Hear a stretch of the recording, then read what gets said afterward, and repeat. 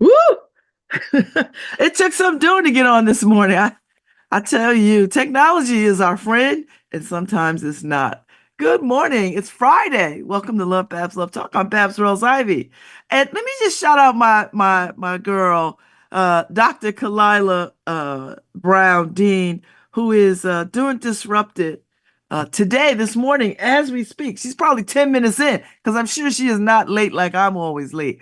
So she is over there at Connecticut Public Radio and NPR doing her thing, Disrupted. And I think this morning she is talking to Amy Tan, who I'm a huge fan of because Joy Luck Club and The Kitchen God's Wife and all the things that I love about Amy Tan. She's got his new a new if you caught her doing the I think it was the International Festival of Arts and Ideas, she had this whole conversation about uh talking to birds and stuff and seeing birds during the pandemic. So Kalila is in conversation with her as we speak. So I won't be mad if you run over there and take a listen. That's fine. I'm here to 11. So I'm here to 11. So I'm good. Uh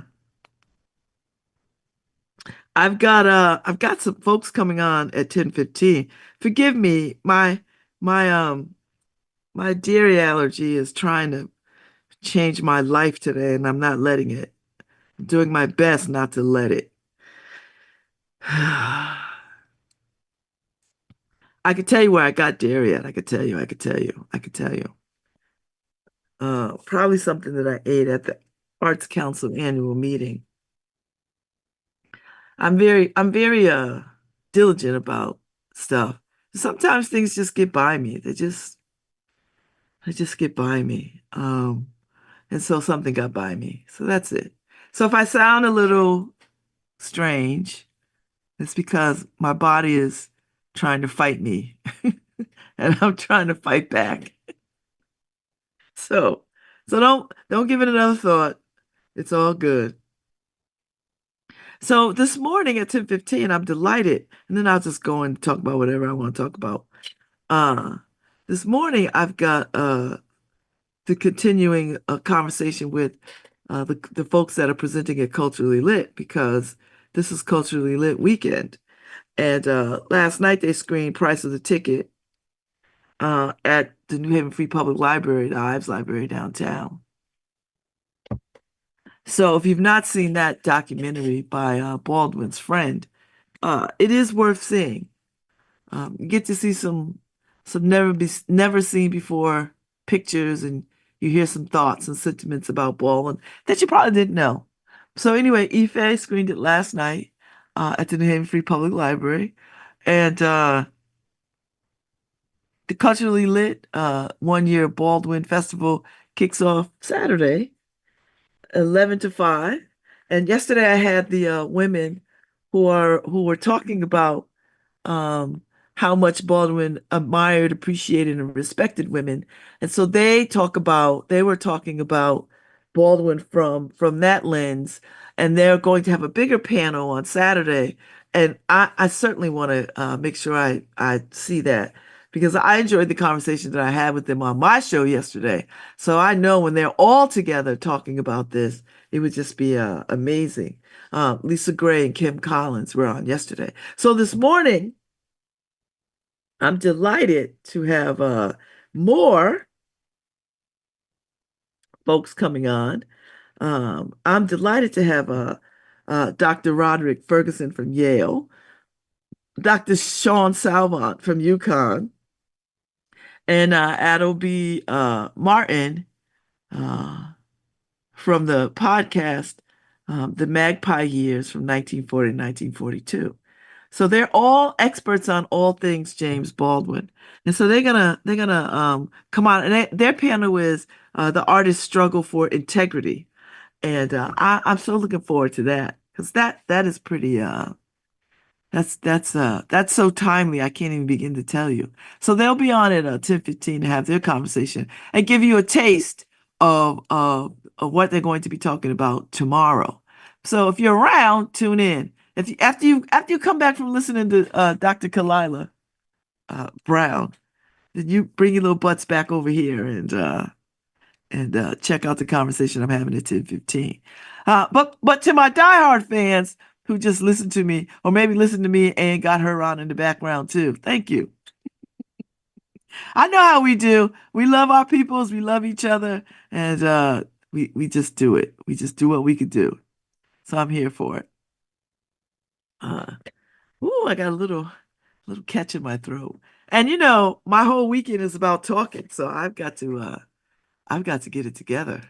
But we'll be fine. I wanted to hold up. So the Arts Council, I stepped down as a board chair the other day, and they gave me a wonderful gift by Kira Matos.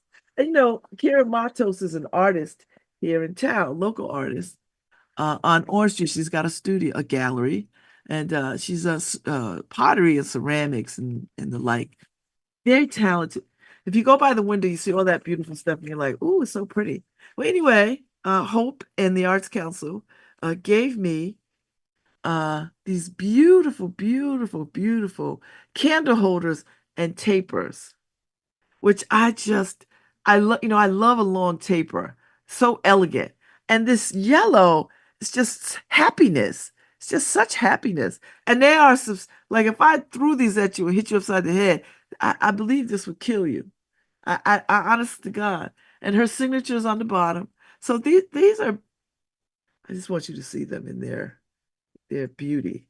They are lovely. So so they're sitting on my desk this morning with this beautiful card note that Hope wrote me. And don't mind the pink and green. I was like, pink and green? What is going on here? But I love it. Thank you very much. Love it. I love it. I love it.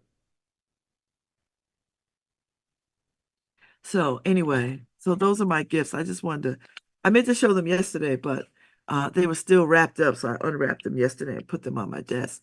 And so I see them like they're right in front of me. Yay. So let's see what's going on in the world. I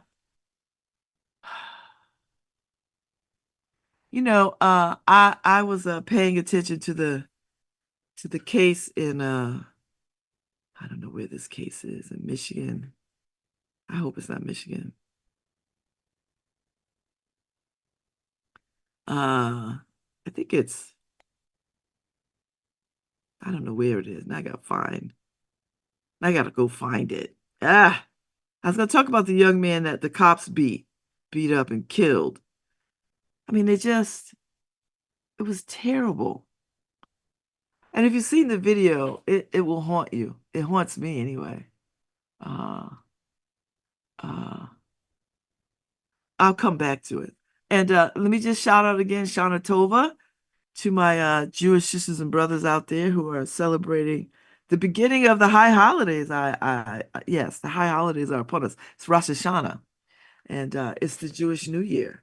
So to all my Jewish friends and family, Lashana Tova.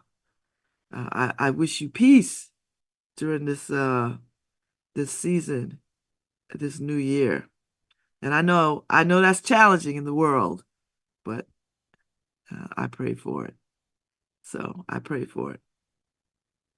And let me shout out Barbara Fair tonight. Stop solitary confinement, unlock humanity. They are having a community meeting, and they've got speakers on tap for tonight. Former CEOs, State Rep Robin Porter, State Rep Gary Winfield, Inspector General Robert Devlin, Ombudsman Devon Ward. It's at the Whitneyville Commons from 6 to 8. So if you're interested in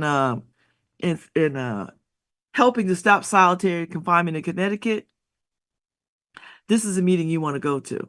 So they're gonna talk about deaths in custody of police and corrections. They're gonna explore the role of Inspector General and what will also and also powerful testimony from former correction officers who witnessed our carceral system up front and personal. And as always, great food, music, and door prizes. It's amazing the stuff that we got to do to get people out. But all right, if that's what they need, that's what they get. So if you're in Whitneyville, if you're in Hamden, or you just want to know what's going on, make your way to the Whitneyville Commons up there on Whitney Avenue. It's a wonderful gathering space. Lots of things happen there, meetings, all the things. So get yourself there if you have a presence of mind to stop solitary confinement. So that's all. That's what I got for you. Night market kicks off downtown New Haven. So if you are I mean if you like the revelry of lots of people and vendors and food and music, then this is you're in luck. This is your moment. So I would imagine it kicks off anytime after 4 o'clock, I suspect. And if you've never gone to night market, it'd be a good time to go to night market. I'm not going because I've gone for years and past, and I'm gonna stay out of general population today. I am going to be at Possible Futures bookstore because I think, on Fridays we drink a little tequila, so I might be there. I'll check up with my peoples and see what people are doing. Uh, The Inner City, the latest edition of the Inner City is out. It's got the Brendan Rodgers teachers, Show Me the Money on the cover. Because, they had a big rally the other day on fun teachers. And on the inside cover, the full page is a culturally lit ad. It's beautiful. It looks so good. So, and uh, you can always get the digital paper. And high five to Shaw. Thanks, Ife. Hey, Shaw, now Shaw graduated from Albertus Magnus College, and they gave her an alumni award yesterday. High five, Shaw. See, if Harry was here, he would give me some applause. He would hit the applause button. I don't wanna mess with Doreen because Harry is funky about all his stuff. She be over there pressing buttons. He come back. Why is she pressing all the buttons? Because I said I wanted some applause and she was trying to find it. Anyway, high five. So yeah, so the Inner City is out. It was out yesterday. But I'm just now getting to look at the digital paper. So the culturally lit ad is full page on the inside cover. It looks beautiful. It looks very beautiful. And then, it's chock full of, we start the paper with local stuff, of course. And then we move into uh regional stuff and then international stuff. The legal aid pieces in there, which is really nice. Some good stuff got in, which I'm very happy. I love curating this paper, but everything can't fit. Some things just can't fit. Some things just can't fit, and try. But the good thing about a paper is, everything is timely. You know, we could just run stuff when we feel like it, and that's what we did. So some things have already happened, but we still put them in because it's timely. Um, there's just we got a whole piece on how to take action and help protect older adults from scams. That is on the rise. Listen, elderly people, I think I'm in that cat. Not quite. I'm not. I think elderly starts at 65. I don't know when. Listen, I'm elderly now. I'm up there. I'm an elder. But we gotta tell these elders, stop answering these phones. Stop reacting to people sending you emails. If your grandchild is held up in a foreign country and they need money, somebody in your family would call you first. Hang up the phone and call their parents. If you get a call and it sound like your grandson or your granddaughter, say, listen, baby, I'm gonna call your parents and see if they know what's going on, and then hang up. Because what happens is that we're just getting scammed. And I don't want to see people get scammed. So there's a lot going on. This paper looks good. The one ads look good, all the ads look good. Um, we lost John Amos the other day, and got his piece in the paper. Although he's got some family drama. What is with these families and all this drama? These celebrity families. Well, it's not just celebrity families. We just know celebrity families because they're celebrities and they make it into the paper. But I've been to some funerals with folks and I've seen some things. Yeah. Ah, I see. You go to stuff and oh, Shah's award is tonight. That's right. Well, high five, Shah. I'm shouting you out, and I can't wait to. I hope somebody takes pictures because I'll put them in the paper. Somebody take the picture. I'll put it in the paper. But it's all good. It's all good. It's all good. Uh, I'm so proud. Oh, guess what, Ife? The whole back cover of Culturally Lit Fest is the events. So that's on the back page of the inner city. So whoever picks up the inner city is going to see all the culturally lit activities. So I'm going to run by. See now, since we don't have an office anymore, I have to do like everybody else. I got to go find these damn papers. So I'm going to go find these papers today and I'm going to go put them around. Although we do put them around, but I'm going to take some over to Possible Future and wherever else so people could see the calendar, see the itinerary. Uh, it's very nice. So yeah, it looks really good. So I don't know if you see the digital version, Ife, but it looks good. Looks really good. Thank you, John Thomas. I sent it to John. He makes it fit. He makes it fit. I know he'd be like, Babz. You...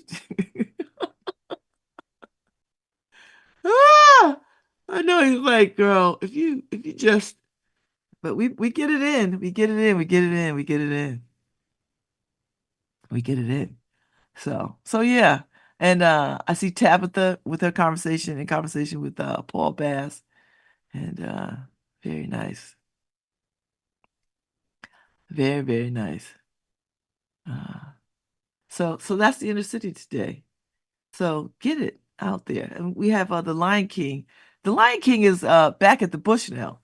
I'm gonna do my best to see if I could get tickets because I would really like to take my daughters to see this because my daughter Brianna loves the Lion King, and I could never get tickets for New York.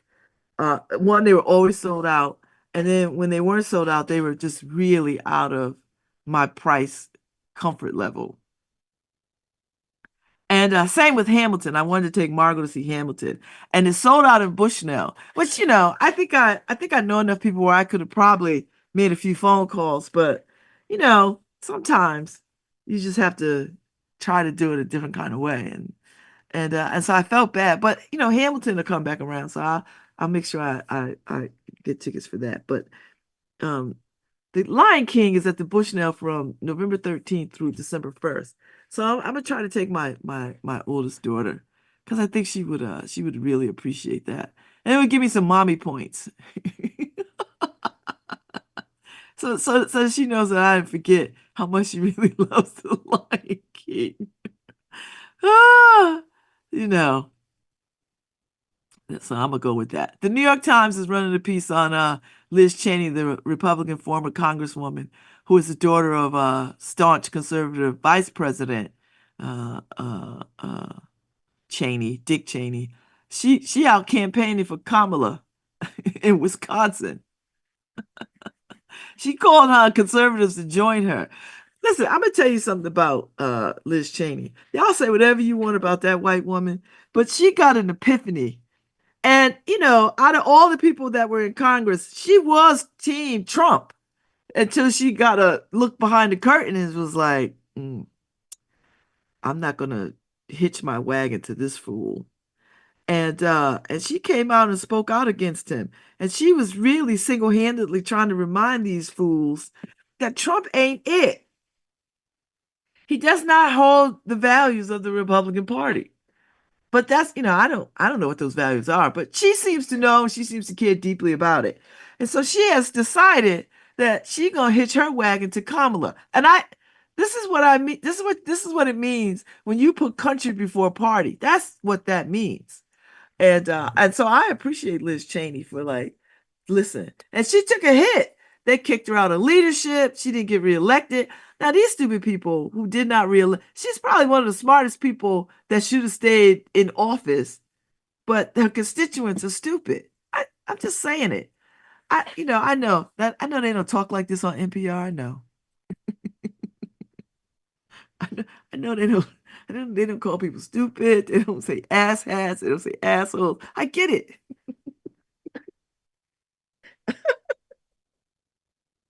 But this is real talk. Y'all know how we do.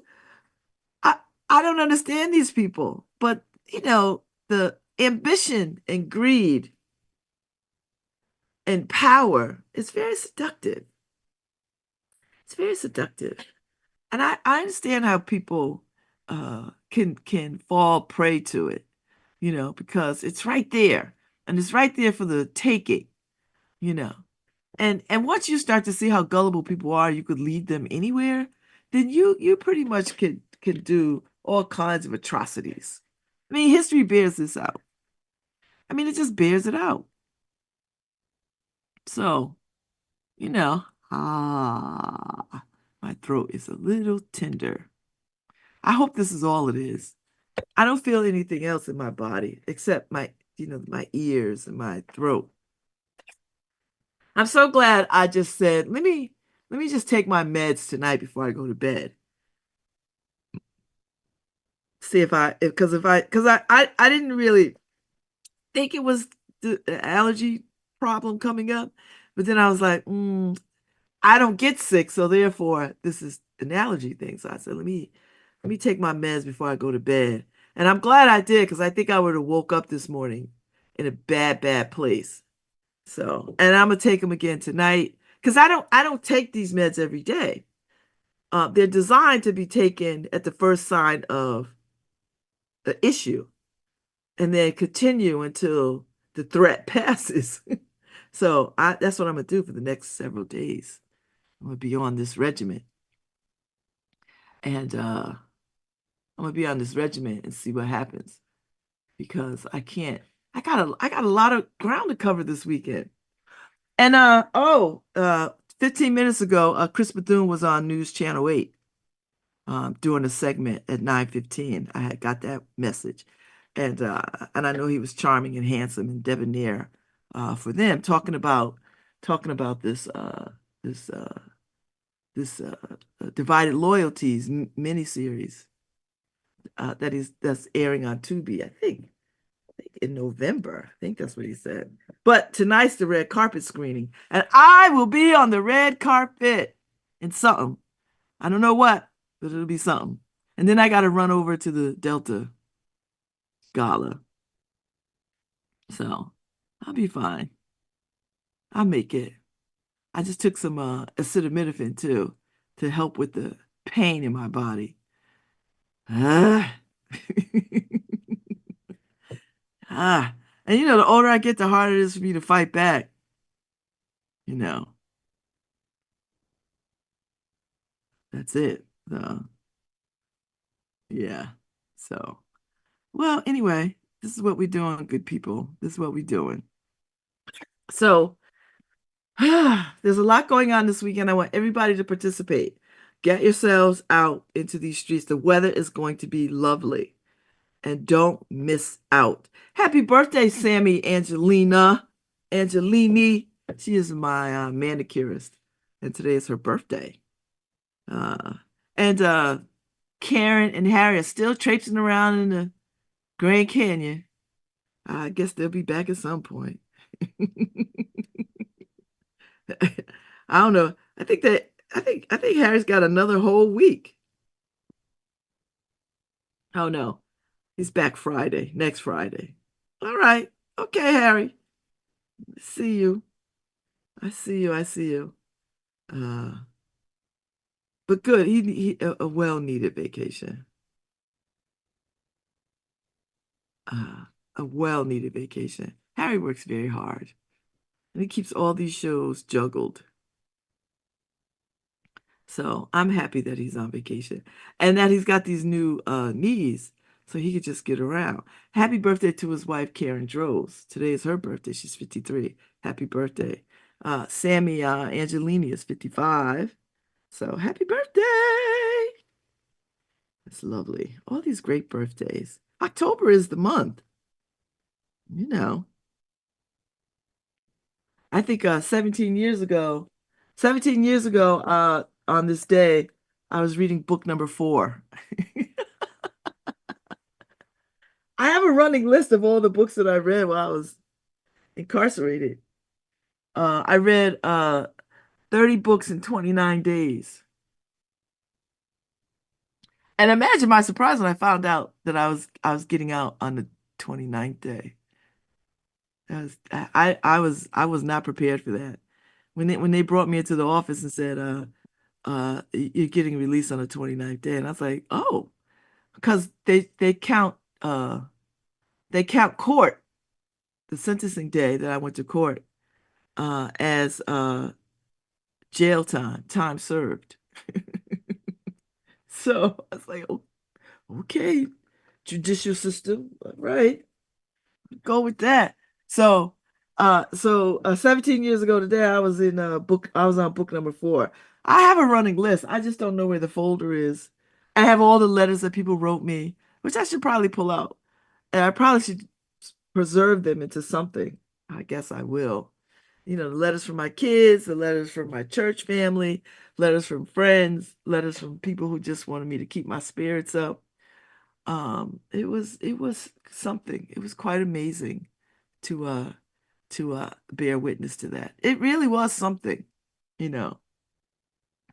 And it was the most surreal experience of my life. I mean, it really was surreal. And I once I got in there, I really could not focus.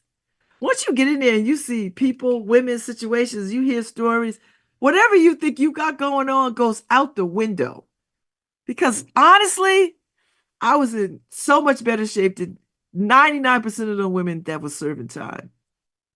I was in I was already educated. I already had a house. I already had kids and a husband. I already had degrees. I had a community of people who just surrounded me. I was in there with people whose family just owned them, and they only could depend on the little jobs that they did in prison. I, for me, that was the most painful thing, to see women who had no family. They put you in a very vulnerable place when other people know that you don't have anybody concerned about your well-being. And listen, the day that I walked into federal prison, I had mail waiting for me. I got mail that very day that I walked in. And other women were like, "What the hell? They've never seen anything like it." This, like, is she a celebrity? Like, what? Why does she have all this? I had a lot of mail, and I got mail every single day for 29 days. And mail came after. The prison sent me mail. They sent the rest of my mail that came after. And mail is a big deal in prison because it sets the tone for how you are going to be dealt with. How are you going to be dealt with by sisters who are women, other women who are serving their time, and how are you going to be dealt with by corrections officers? Because you are less vulnerable when they know people are paying attention to you. And I had that. And my minister came up twice to Danbury. She couldn't get, they wouldn't let her in. They wouldn't let her in because I hadn't been in my intake hadn't been fully processed yet. This is the crazy part. It takes 30 days for intake to be complete. So you do the math. I was out before my intake was even completed, you know. It was wild. It was wild. It was just the things that go on in prison are just, it's a whole world unto itself. And people are very vulnerable. And there's so many nice, nice people in there, you know, women who just by circumstance and poor judgment just got caught up in stuff. The majority of women that was in there though, was like drug carrying for boyfriends. That was a lot of it. And then they had people who had to be deported. Now, this is the crazy thing. They like to say they don't lock people up in federal prisons, people who are going to be deported back to their home countries. But there was a whole bunch of people in there who were waiting deportation. And they was trying to make it seem like don't no, it's not true. And I'm thinking to myself, I'm sitting right here next to a whole bunch of women who are about to be deported back to wherever the hell they came from. And you're going to tell me what I see and hear is not what I see and hear? See, that's the foolishness. I mean, what they call that plausible deniability or whatever that is. I was like, what? Oh, no, no, no. I said, well, are they getting deported? Yeah. Well, are they here because they're getting deported? Yes. But they're not here to be deported. It's like, okay. So, so yeah, I think I'll spend a little time all this month reminiscing a little bit about what I remember, what I recollect about serving time. I spent a lot of time, because it takes 30 days for you to be fully intake. At least it did 17 years ago. The technology might have increased that, and you don't have to. You could probably it's probably less than that. But 17 years ago, it took 30 days. Like I didn't have a physical, I didn't have any of the things.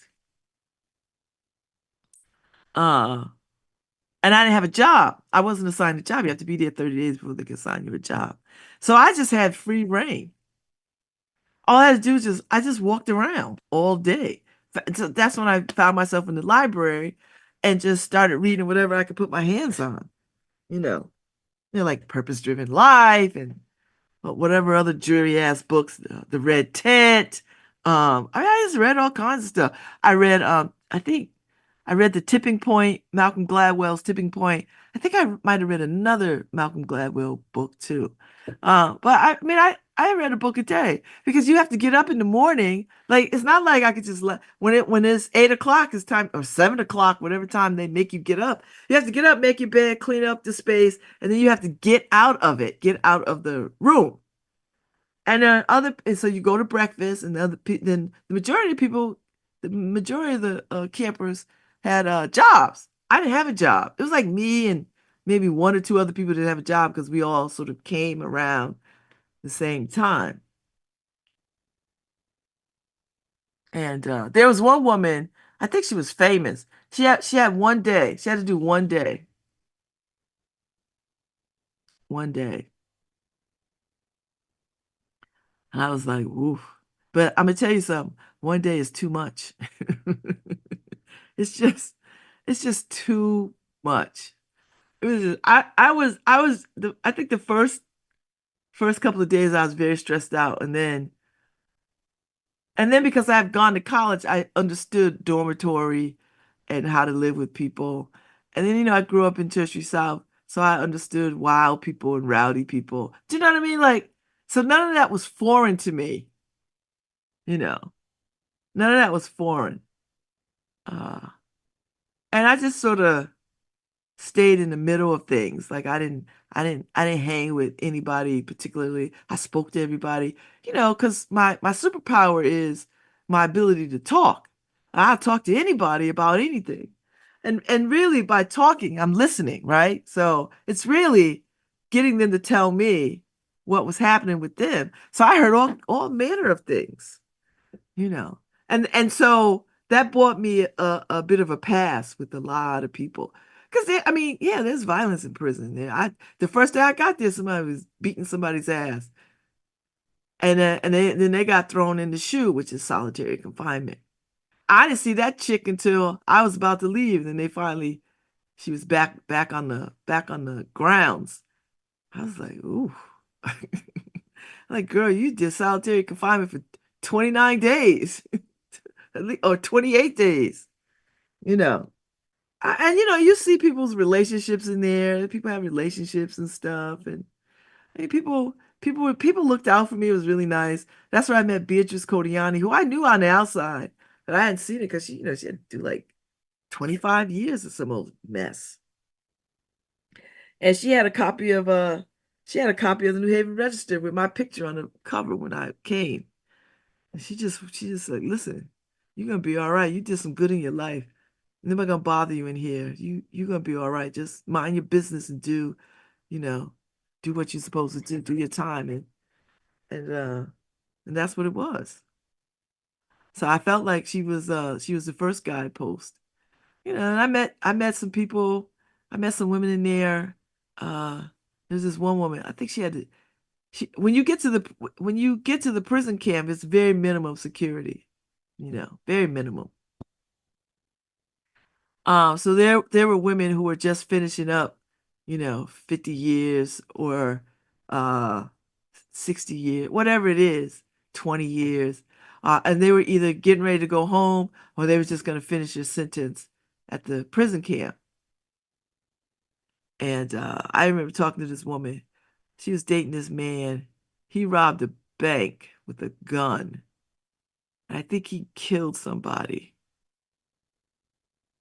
Yeah, killed somebody. And she was in the car and they got caught. She was dressed up because she thought they was going out on a date or something. He didn't tell her he was going to go rob a bank. So he pulls up to the bank. He goes in. He shoots, kills somebody, steals the money, gets in the car. They get caught. She has to do like damn near life. And she was a mother, all this stuff. It was just terrible. And so she had just, well, no, she was at the prison camp for the last, I don't know, 10 years. So I imagine I think she's out now. Yeah. It's really stunning to see elderly people in prison. It's stunning to see that. I don't think people talk much about that when you see elderly people in prison. Like your grandmas. Because they have served so much time, right? Like they were young women when they came.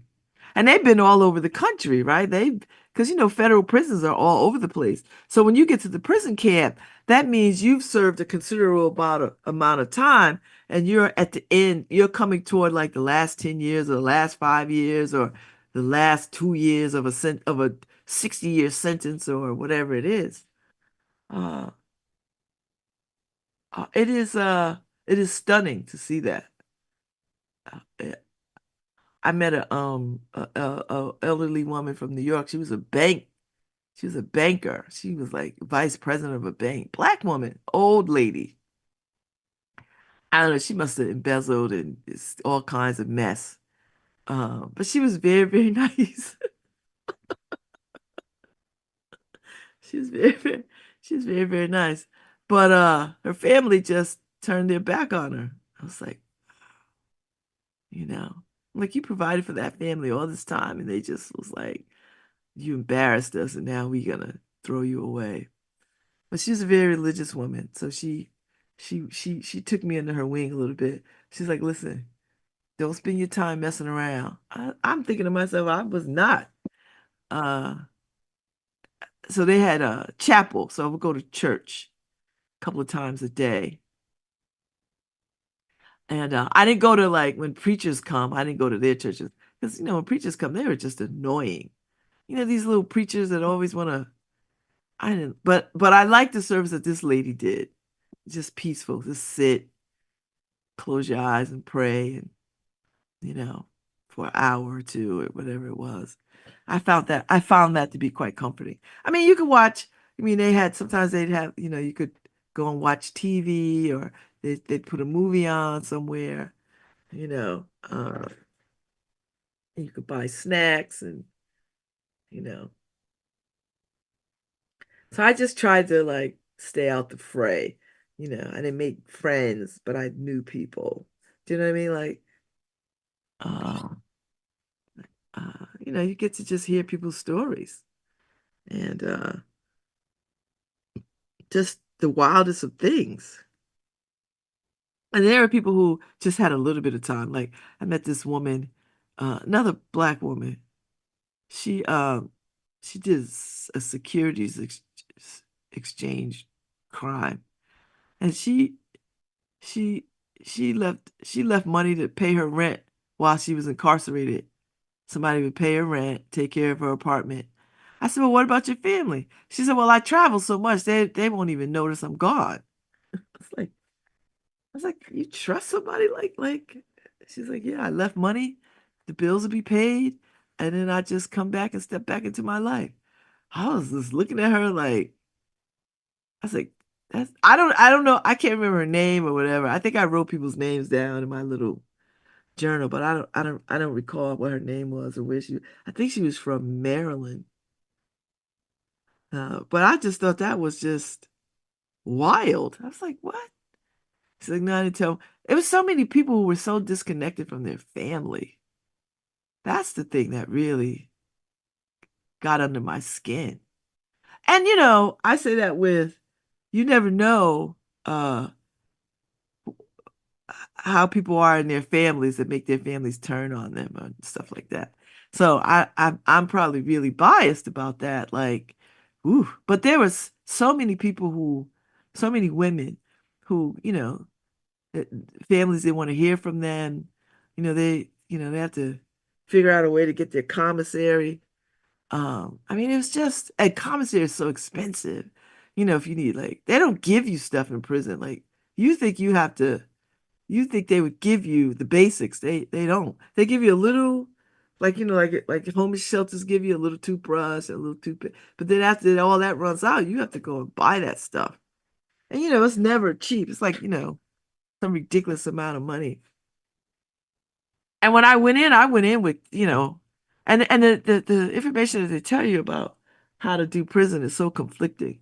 So I went in with cash and a money order for my commissary, and none of it made it to the commissary for about 2 weeks, maybe a week. I was like, gosh. And I didn't get phone privileges until, I don't know, 3 weeks in. Like a week before I got like phone privileges like a week before I was about to leave, like days before I was about to leave. I was like, okay. I was able to immediately get access to the internet. So I had a email set up, the prison email system. They read all your email. So I could email Lawrence and my sister. I think that was the only two people. I think maybe, no, not Ron. I don't think I emailed Ron. No, I did. I got a chance to email Ron. And you couldn't just go in there any old time. You had this particular hours that they let you log in and log off, that kind of stuff. You could spend. So you couldn't like it was no surfing the internet or any of that stuff. It was you want to email somebody. And it was challenging. Uh it's not an experience that I regret though. Like I can't sit here and say, "Oh, I wish I didn't go." I mean, yeah, I mean I wish a lot of things, but that's that really that was a illuminating. I still feel like there was something I was supposed to get in there. There was something I was supposed to see. There was something I was supposed to learn. I mean, I just feel very strongly about that I was supposed to get something out of that. And I think I did. Now, what I do with it, I don't really know. I'm just trying to be guided by what I remember. Uh, what I remember. So it was a very interesting time. And so I never got assigned a room. So I was in the big, the intake room. So, it was like, I don't know, 10, 15 people in that room, bunk beds. I took my CPAP machine and let me bring that in. is wild. It's wild the stuff that you could do and the stuff you can't do. And I was assigned to a top bunk. I had to go and say, listen, my cord doesn't reach. I need to have it on the ground. So I had to get the okay to go on the bottom bunk. And it was fine. I didn't sleep well in prison at all.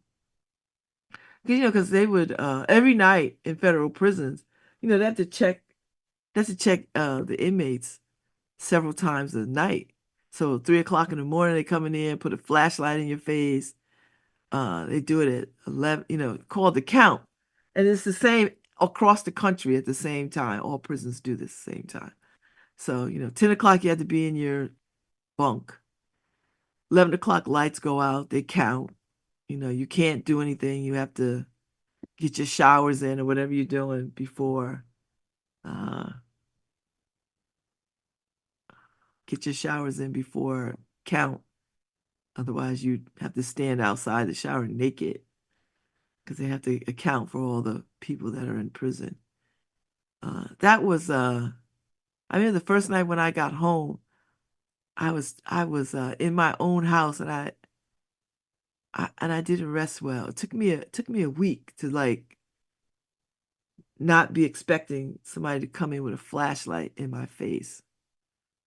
You know. It was it was I don't know how people rest in prison. I don't think rest is the right word. I don't think there's no rest. So anyway, that's all I'm talking about now. So when I come back, I'm gonna be talking to the culturally lit participants. I'm very excited, and I hope you all tune in for this wonderful conversation with Dr. Roderick Ferguson from Yale, Dr. Sean Savant from UConn, and Ado B. Martin from Finding James Baldwin, The Magpie Years. So I'll be back. Thanks. Thanks, Doreen.